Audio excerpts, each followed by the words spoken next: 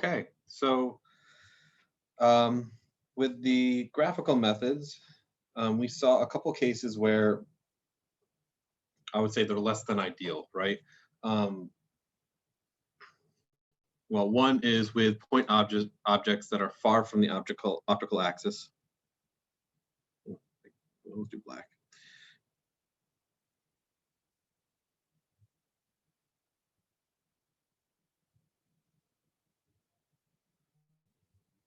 And the reason that this is not ideal is that in order to apply the graphical method, sometimes you'd have to draw lines that didn't actually pass through the lens, right? They passed above it or below it, and you had to extrapolate, and it gets a little dicey, right?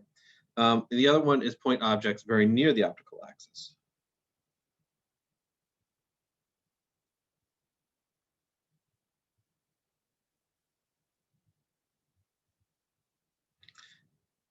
And the reason that those are dicey is because all the rays are very close to each other. So small errors in where you place the rays by hand can cause large errors in where they intersect, right? Which if you're just doing it qualitatively, that's fine. But if you're actually trying to be somewhat quantitative in how you use these methods, then they can lead to large errors. So we're going to learn a set of equations that allow us to figure out, given where a point source of light is relative to a lens, given its height and its distance from that lens and the focal length of that lens, we can figure out where its image will occur, what the height of that image is, and what its distance from that lens will be, right? So step one is in this method is relating the distance of the object in the image from the lens. And to do that, we use the thin lens equation, which is 1 over SI plus 1 over SO is equal to 1 over F. So this is the distance of the image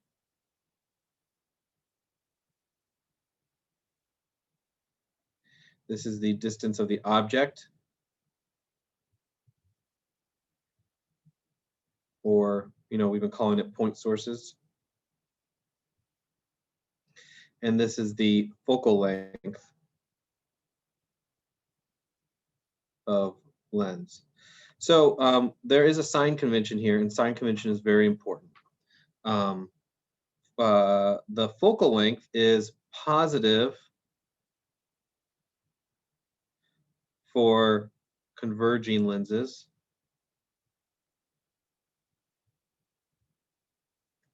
and negative for diverging lenses,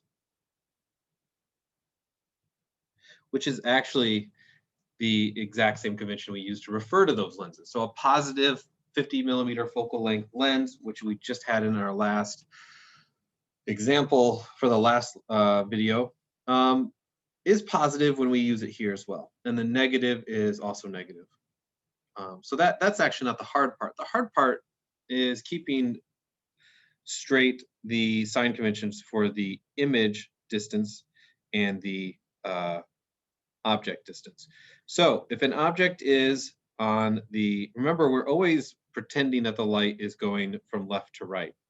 So if an object is over on this side, it is positive. And if an object is on the right-hand side of the lens, it is negative. And you can the way I remember it is, we expect an object to be on the positive on the left-hand side and negative on the right-hand side. Or we expect the object to be on the left-hand side because that's where they traditionally are, right? So we expect it to be on the left-hand side, producing rays, and we expect the rays to pass through the lens and then do something. Now our image is the opposite. So our image is positive on the right-hand side and negative on the left-hand side. And the reason for this is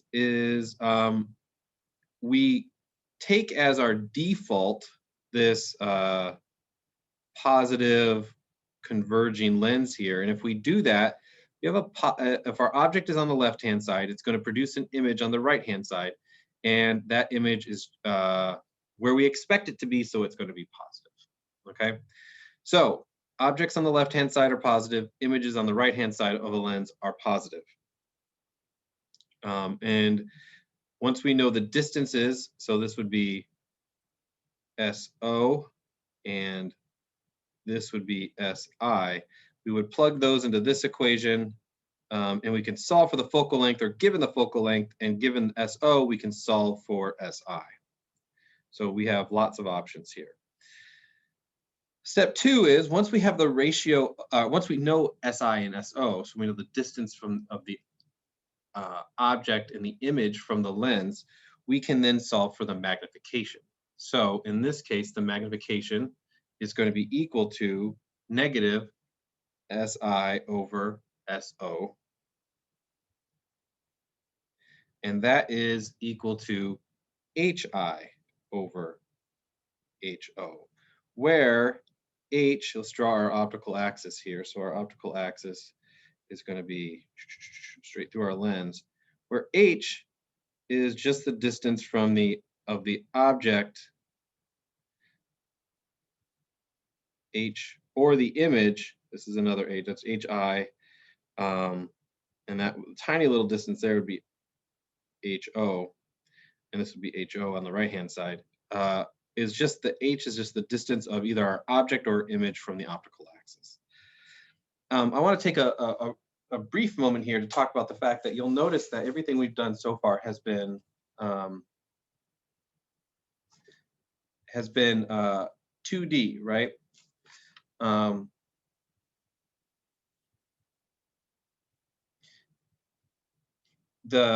We only talk about the height of the object or the image from the optical axis. We don't talk about its X or Y position, right? Again, remember, traditionally Z is taken as the optical axis. So this would be X, and then out of plane would be Y. We don't talk about that because lenses are traditionally axisymmetric, which means they behave the same no matter where the object is. All that matters is actually the radius of the object from the optical axis. So when we talk about the height, we're really talking about the radius of the object from the optical axis, although traditionally we just put everything in the XZ plane and just call it a day. So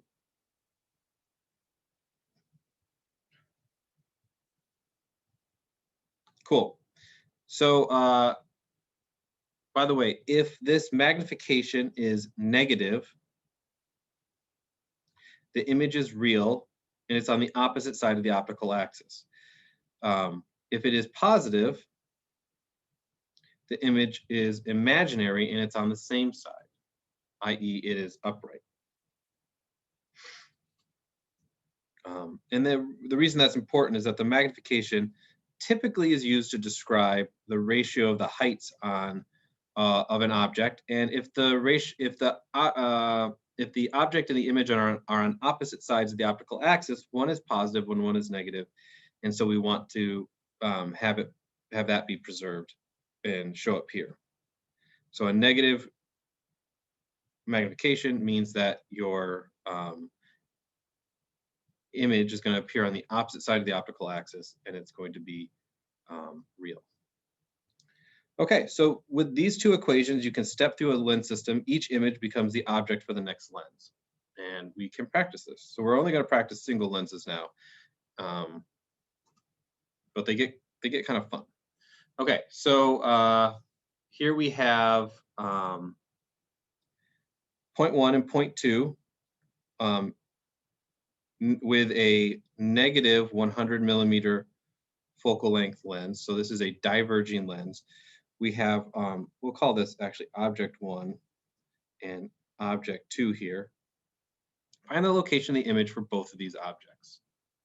Cool. So let's do P1 first. Our equation we're going to use is the thin lens equation. 1 over F is equal to 1 over SI plus 1 over SO.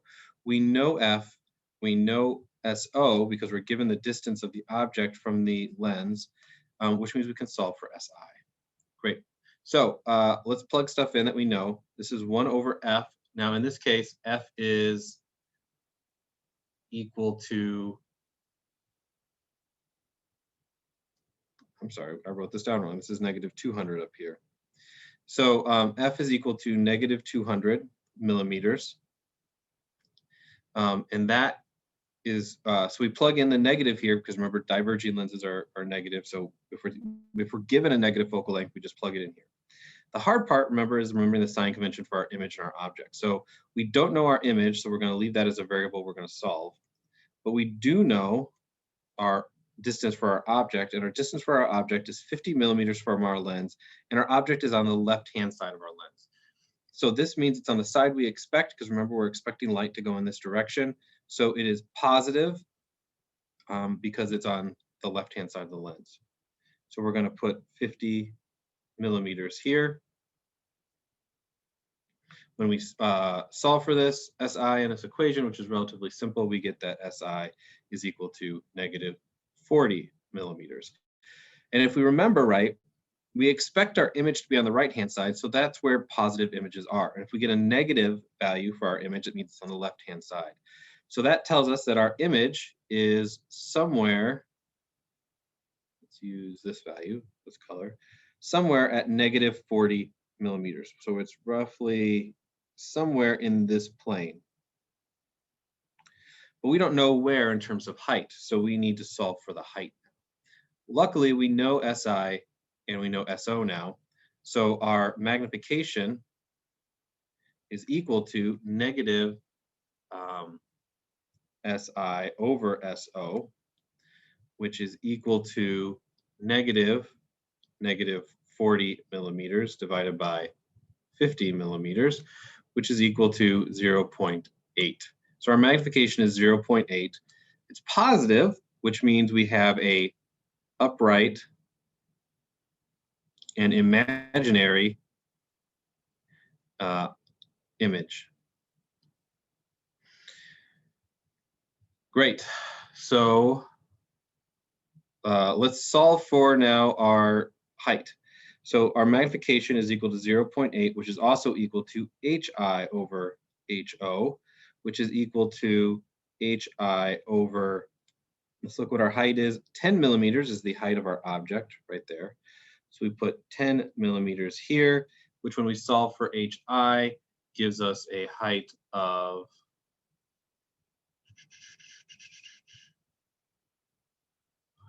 that's great. I didn't actually solve it. Oh, but we don't have to because it's actually really easy math, right?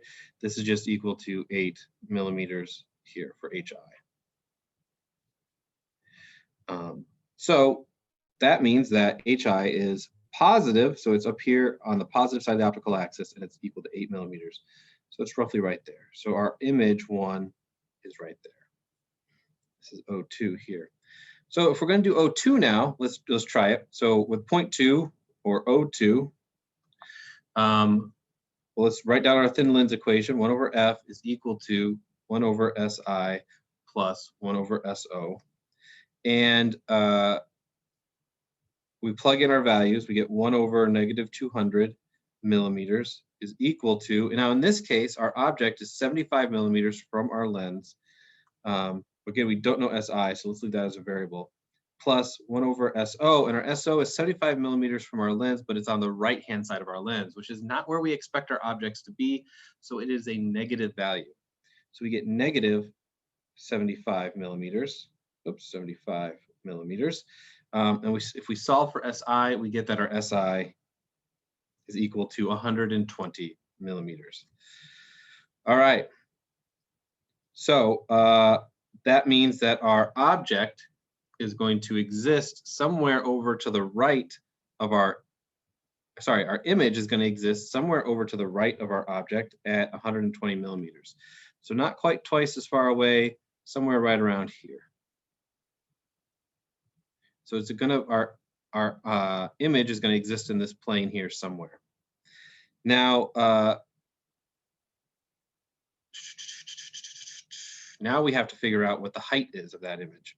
So our magnification is equal to negative SI over SO, which is equal to HI over HO. But we know these two things. We know SI and SO, so let's plug those in. Equals to negative, image is going to be negative 120 divided by millimeters divided by negative 75 millimeters. So remember, our image in this case appeared on the right-hand side of our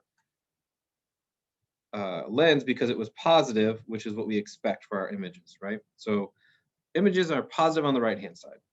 So we plugged in a positive 120 on the top, a negative 75 on the bottom, and that gave us a magnification of 1.6.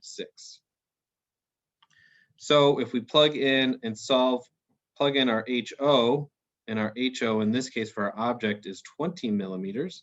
If we plug in 20 millimeters there, we solve for our image, and our image is equal to oh,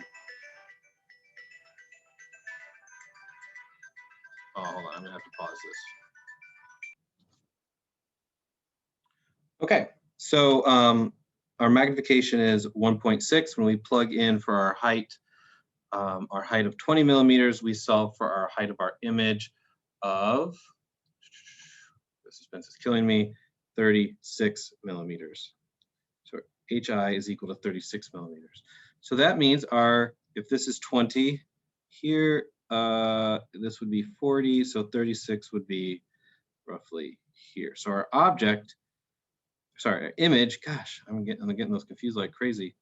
Our image from our second object, I2, will exist right here.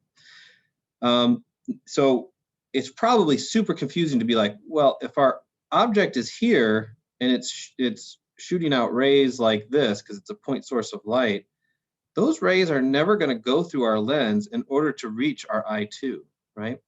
And it's important to and you're absolutely right. Like if this were an actual point source of light, none of the rays would pass through none of our rays would go backwards and then come back around to produce an I2, right? What's happening, and the reason why we consider cases like this, is sometimes we deal with images from other lenses. So we might have a lens system that is, let me pick purple because I like purple. We might have a lens system over here which is producing an image that's focusing down light, producing an image here, right? But when it hits this lens, our negative lens here with a negative 200 millimeter focal length, what's going to happen is these rays are going to get deflected and they're going to converge later, and they're going to converge at I2. So sometimes it's possible to have objects on the wrong side of the lens, the negative side of the lens, the right-hand side of the lens, and they'll produce an image, and they'll actually produce an image. And in this case, what's really interesting is this is a real image. It's a real image. Cool. Yeah, it's real image, but it is actually, well, it gets complicated. But it is upright, right? It is upright, and technically, if this is our object, it is technically an imaginary image. But as we saw, sometimes those imaginary images can turn into real images. So that is why we deal with objects on the right-hand side of the lens, is because sometimes other lenses in our system can project those objects, project point sources of light past a lens, and we have to deal with it. So that's why we're dealing with it. Cool, so that was useful. So this object here, object 1, produces an image on the left-hand side of the lens, an imaginary image that is upright and imaginary. If we were to move our object up, our imaginary image would move up. Similarly, our object 2 produces an image I2 out here, where if we move our object up, our image will also move up because they move in the same direction because they are both upright. And the way we know that they're both upright without drawing it is that our magnification is positive in both cases. If we had a negative magnification, we would know that when we moved our object up, our image would move down. Great, so let's try a second case here where we have two objects. We have object 1 and we have object 2. And in this case, we are dealing with a positive 200 millimeter focal length lens. So yeah, let's just get started. So here for our object 1, we have our thin lens equation. 1 over f is equal to 1 over si plus 1 over so. And let's plug in the stuff we know. So we know our focal length is 1 over 200 millimeters. It's positive. Is equal to, again, we don't know where our image is, but we do know our object is 75 millimeters from our lens. So this is going to be, we're going to leave SI as a variable because we're solving for it, and we're going to plug in 1 over 75 millimeters. And it's positive because our object is on the left-hand side of the lens, which is where we expect it to be, so it's positive. If we solve for SI in this case, we get that our SI is equal to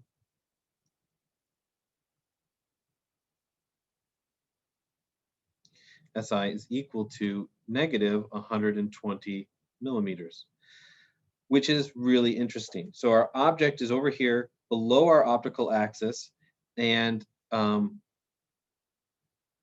this positive lens is going to produce a image that is negative, which means it's on the left-hand side of our optical axis because it's the opposite way we expect it. We expect our images to be on the right-hand side. And so if it's negative, it's on the left-hand side. All right, so if this is 75 millimeters and twice that amount is 150, then our object is going to occur somewhere here. I'm just spitballing. Let's draw our plane. We know our image has to be somewhere on this plane for object 1. Let's figure out what the height is. So let's calculate our magnification. Our magnification is equal to negative SI over SO, which is equal to negative 120 millimeters divided by 75 millimeters. And we get that our magnification is equal to 1.6. And that means our HI is equal to negative 16 millimeters. So negative 16 millimeters means it's below the optical axis, and it's about right here. So our image, let's draw it with a blue, our blue dot right here. Well, that's 10, so we got to move it down to right about here. This is 16. So this is our image right here, image 1. It's 16 millimeters from the optical axis and 120 millimeters from the lens. Great. Why did this happen? Why did a positive lens produce an imaginary image? Normally, we'd expect a positive lens to converge light down to a point over here and produce a real inverted image. Here, it produced remember, we have a positive magnification, so it's an upright imaginary image. And the reason is because our focal point, our focal length for our lens is 200 millimeters, which means it's way out here. Our f1 is way out over here, and way over here for our f1. So our object is inside of our focal length, and if our object is inside of our focal length, what the reality is that this lens does not have enough strength to bend the rays enough to produce another real image. So it instead of the rays coming out and then bending a whole bunch and then coming back down to a point here, let me draw with purple to talk about hypothetical stuff. Come here and then come to a point. It can't do that because this lens only has a focal length of 200 millimeters. So it's not strong enough to do any of that. So we're going to erase this because what actually happens is when we draw our rays here, let's use green actually. Our object rays, let's draw like a ray that comes like this and a ray that comes like this. These rays, remember, now travel as though they came from F1. So they're going to travel as though they came from the image. And so they're going to come from here and they're going to start diverging out more like this. Or they're diverging less, but they're not actually converging. They're still diverging. So what this lens has done is it's taken a cone of light, this cone of light here, coming from our object, and it's converged it a little, but not enough to actually create another real image.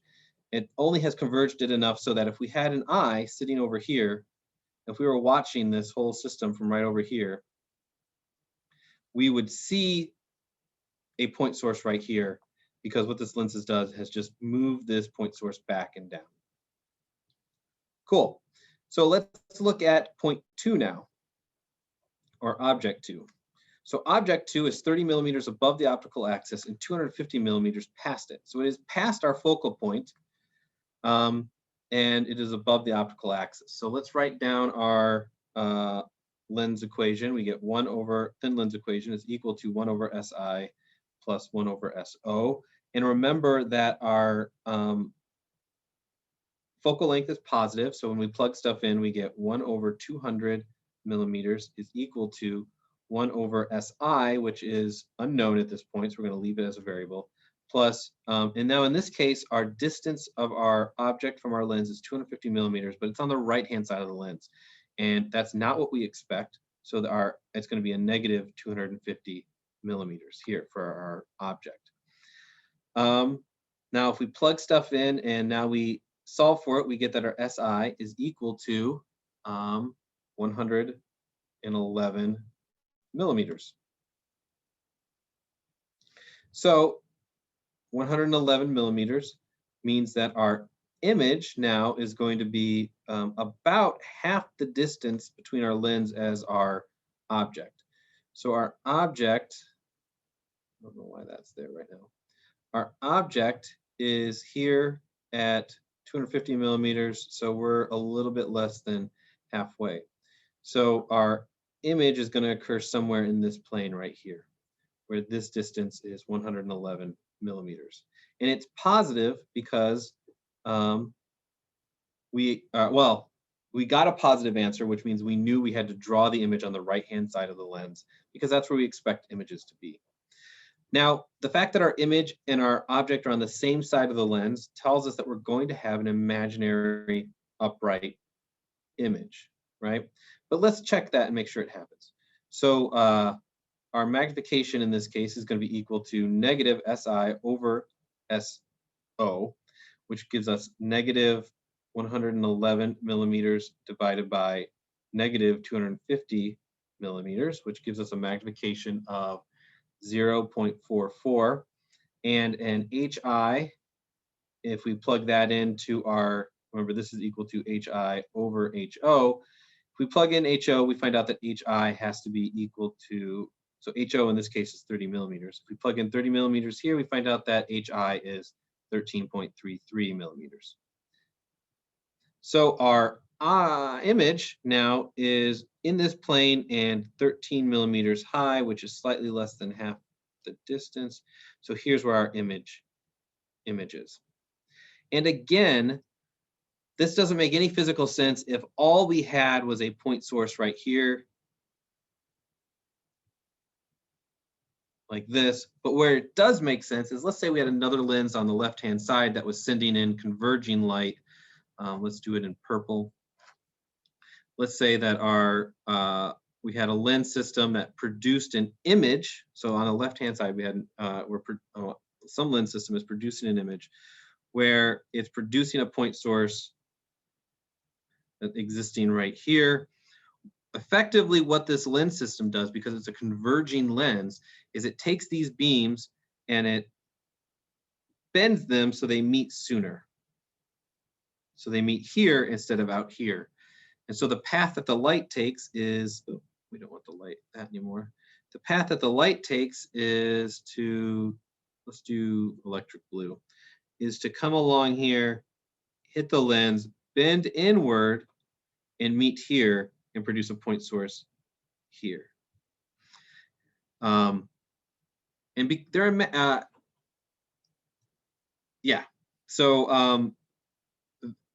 Whereas the graphical method is useful because you can see the whole lens system at a time, and you get what I would call physically realistic answers. You can get non-physically realistic answers with the thin lens equation that can still make sense inside of a bigger picture. So the next video we're going to do multiple sets of lenses together, and I will show you an example of where we have something like this occurring, where your object occurs on the right-hand side of your lens, and yet it still makes physical sense.